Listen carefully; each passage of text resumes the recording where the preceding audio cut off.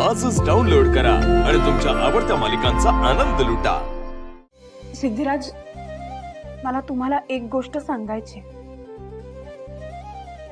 माझ्या आयुष्यात एक खूप महत्त्वाची व्यक्ती आहे।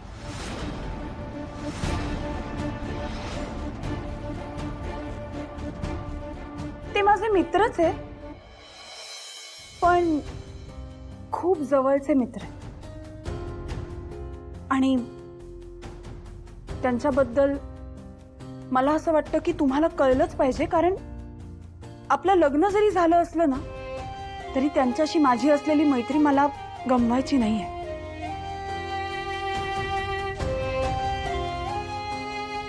आणि माझ्या त्या मित्राचं नाव आहे मिस्टर गाडे पाटील। ते खरंच माझ्या खूप जवळचे। त्यांच्याकडे हक्काने मी कुठलीही मदत मागू शकते आणि माझ्या मनातली कुठलीही गोष्ट ना मी फक्त आणि फक्त त्यांच्याशीच अगदी मनमोकळेपणाने बोलू शकते। मित्र म्हणून सगळ्यात जास्त आधार वाटतो मला त्यांचा। माझ्या आयुष्यात कुठलाही प्रॉब्लेम आला ना तरी मी हक्काने त्यांच्याकडे मदत मागू शकते। मला माझ्या आयुष्यात सगळ्यात जवळचे तेच वाटतात आणि म्हणूनच मला आमची ही मैत्री गमवायची नाहीये। नाही मॅडम, मी समजू शकतो। शेवटी मैत्री या नात्याचं महत्त्व माझ्यापेक्षा जास्त चांगलं कोणाला कळणार आहे। म्हणजे तुम्ही पाहिलंच असेल ना की माझे मित्र माझ्यासाठी किती धडपड करतात। त्यामुळे तुम्ही निश्चिंत राहा, आपलं लग्न झाल्यानंतरही तुमच्या आणि गाडे पाटलांच्या मैत्रीला आपल्या लग्नामुळे काहीच धक्का लागणार नाही। तुम्ही तुमची मैत्री कंटिन्यू करा ना, मला काहीच प्रॉब्लेम नाही आहे।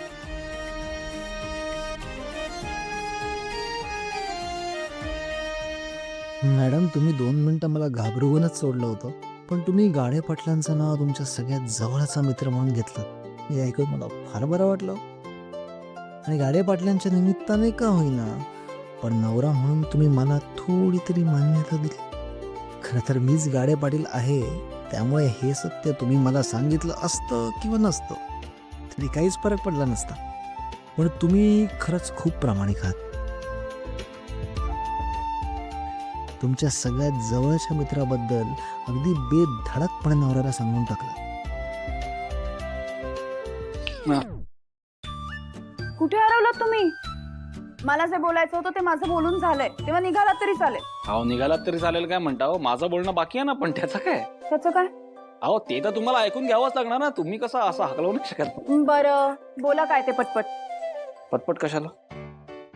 तुम्ही तर तुमचं म्हणणं एकदम शांतपणे सांगितलं ना मॅडम, मग मी का पटपट बोलू? हा कुठला न्याय? बरं ठीक आहे, सॉरी बोलतो पटपट। तर मला तेच तुम्हाला सांगायचं होतं की आज संध्याकाळी आपल्याला जागरण गोंधळाचा कार्यक्रम आयोजित केला झाला आहे, त्याच्यामुळे तुम्ही मस्त एकदम फर्स्ट क्लास देवा संध्याकाळपर्यंत।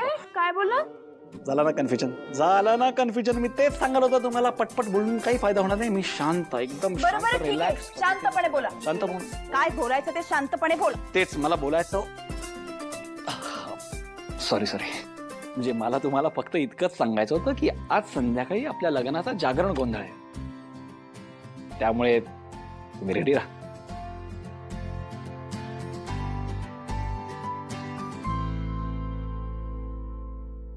काय झालं मॅडम? म्हणजे तुम्हाला फार आनंद झालाय असं वाटत नाहीये?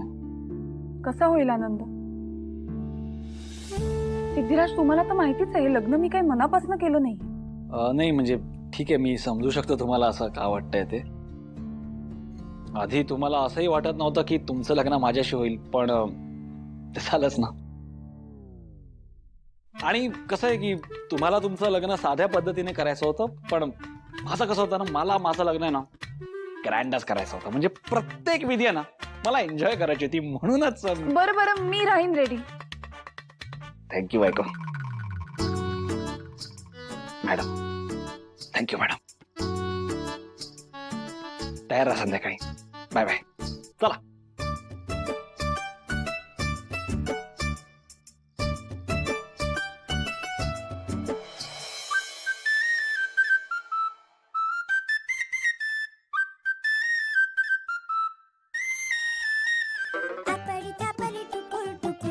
मुसमुसुरे मामा अपडी तपडी गुटुल गुटुल ओरा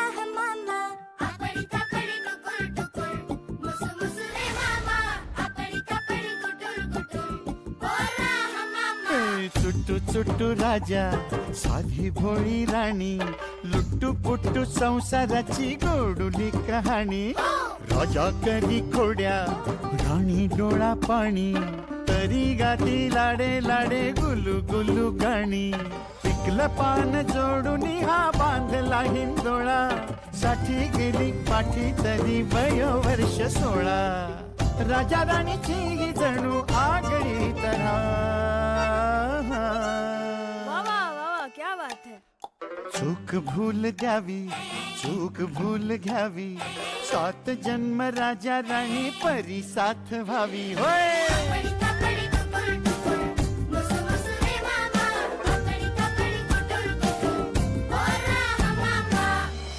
मला वाटलंच होतं अगं, गाडे पाटलांच्या घरी त्यांचं कोणीच कोड कौतुक करणार नाही. हे सगळ्यांच्या विरोधात जाऊन सिद्धू भावनासाठी सगळं करेलही, पण तो एकटा कुठे कुठे पुरा पडणार ना. हो ना वहिनी, तुम्हाला सांगते सिद्धू दादा एवढे वैतागले होते ना, त्यांना हे सगळे कार्यक्रम असे लई हौशेनं करायचे होते. नेहमीप्रमाणे घरात काही कोणी साथ देईना त्यांची, म्हणून मी त्यांना म्हणलं का हळद उतरायचा कार्यक्रम आहे की नाही आपल्या इकडं करू. पण वहिनी आता हे संतोष दादांनी काय वेगळंच खूळ काढलं की बचत बिचत करायचं, मग कसं करायचं हो?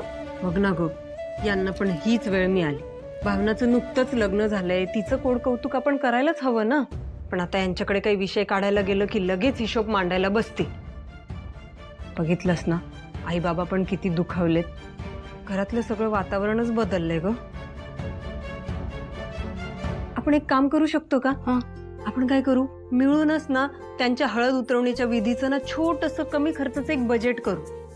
म्हणजे सिद्धू आणि भावनाला इकडे बोलवू, कमी बजेटमुळे हे वैतागणार नाहीत आणि घरातलं वातावरणही छान होईल.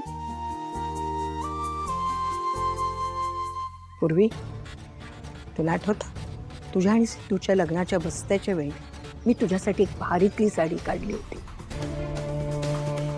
भावनानं ती साडी जाळली, आठवतंय? हो आठवतंय ना आजी, अगदी क्लिअर आठवतंय मला. तो प्रसंग मी कधी विसरूच शकत नाही, कारण तिथूनच मला त्या भावनाचं खरं रूप समजायला सुरुवात झाली होती.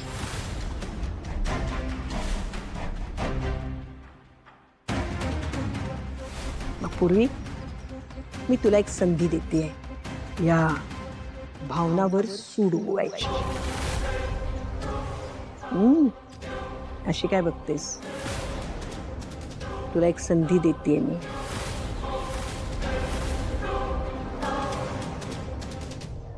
तुला आवडेल भावनाची साडी चाळायला?